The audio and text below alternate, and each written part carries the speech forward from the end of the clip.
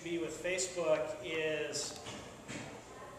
is great for furthering relationships with people you already have relationships with, but it's not real great at finding new people necessarily.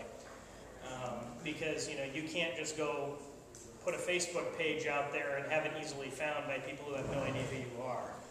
Facebook, started out as a very private network, in that you only connected with people that you knew in real life, and you couldn't get to stuff unless they acknowledged that two-way relationship. Some other ones, depending on what you're trying to do, blogs obviously potentially have a really large reach because they can reach anybody on the web.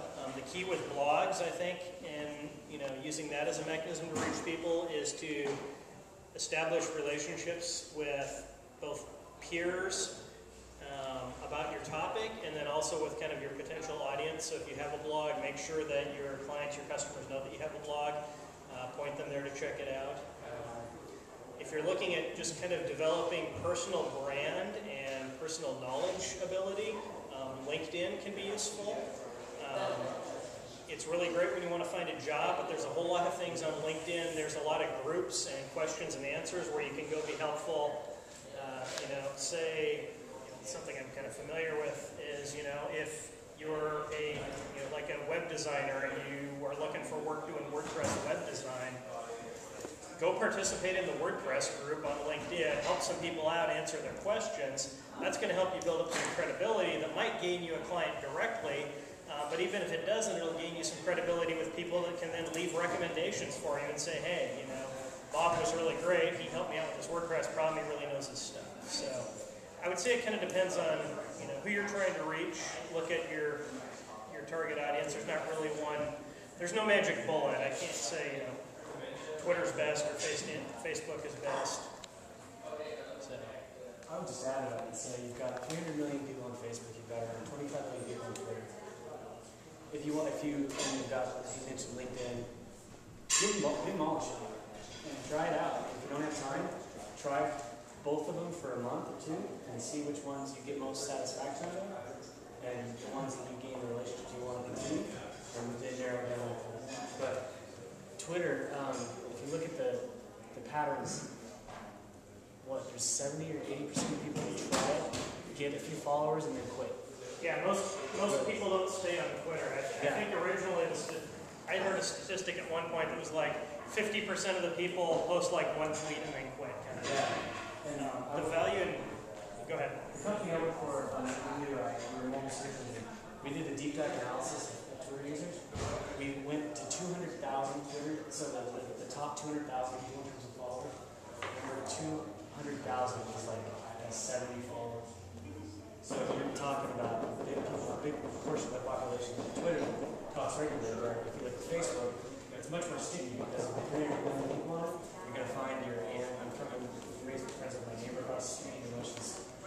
I mean, it's much more sticky because you find people that you're there and you participate with. So, I mean, it's all up to you and what kind of influence and community you want to reach. It's always felt that Facebook is a more very person-to-person kind of a connection, whereas Twitter's much more open for business to their customer base. What I do, I participate in 3 or 4. And then the other thing I was going to point out is there's so many tools. There's a lot of tools that when you post to Twitter to feed into Facebook, they'll back out in the way. So it's easy to maintain them. Listening to them all is a little more difficult. But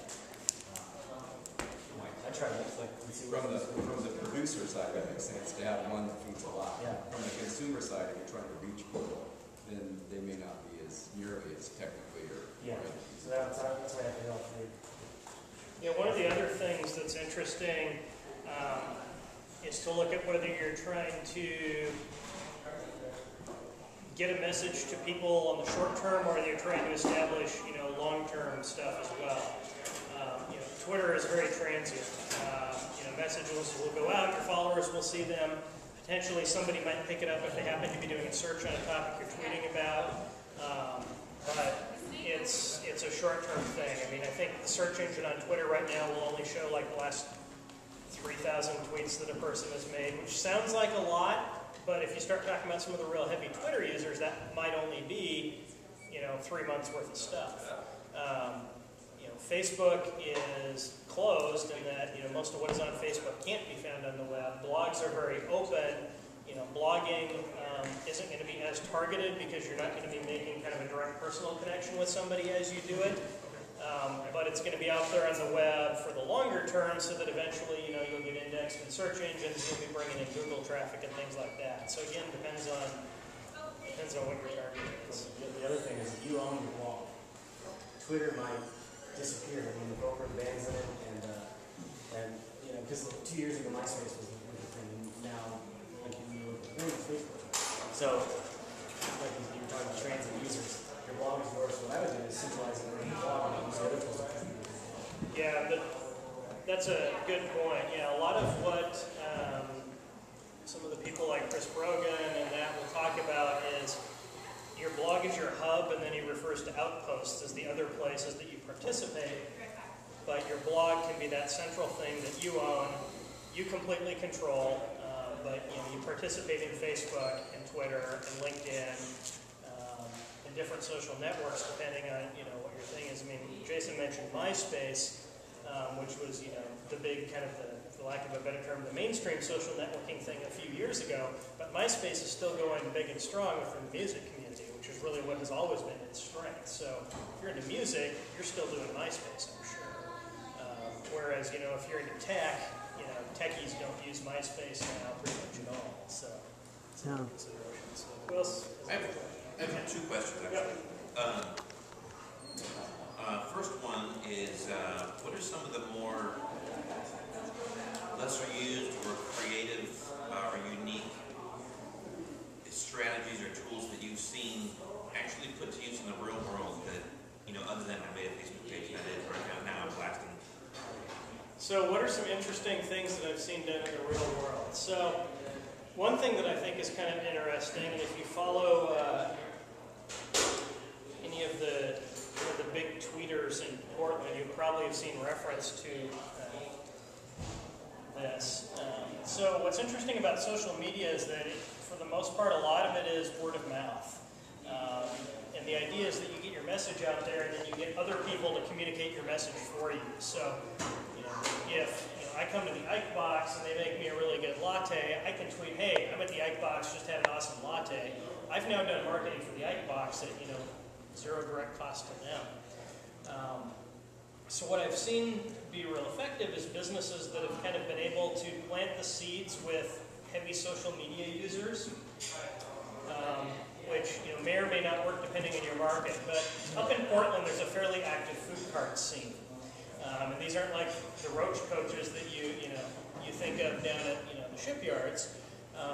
These are really good food that happen to be served out of a mobile cart.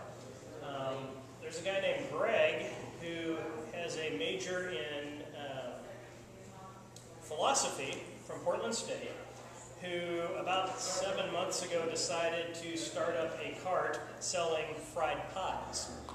Hand pies. So I guess the best analogy is to think like one of the Hostess fruit pies, except these are a little bit bigger and a whole lot better. So the name of his cart is called Whiffies. It's Whiffies Fried Pies. Greg started that in March.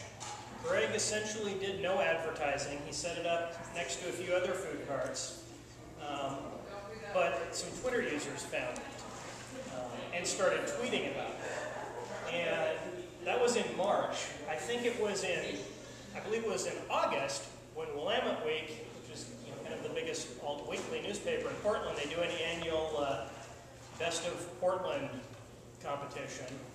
And in like 5 months, Greg went from basically being completely unknown to being voted by the general Portland populace on Willamette Week as the best food cart in Portland, and the only advertising he's ever done is participate in Twitter. So he planted seed, he had some people that were using Twitter that started tweeting about it. He talked to them, he got on Twitter, so he'd occasionally post a special thing, come in and mention special code such and such and get, $2 off a pie or something like that. So I think it's very interesting that if you can tap into existing social networks and relationships that are built and get them to spread good word of mouth about you,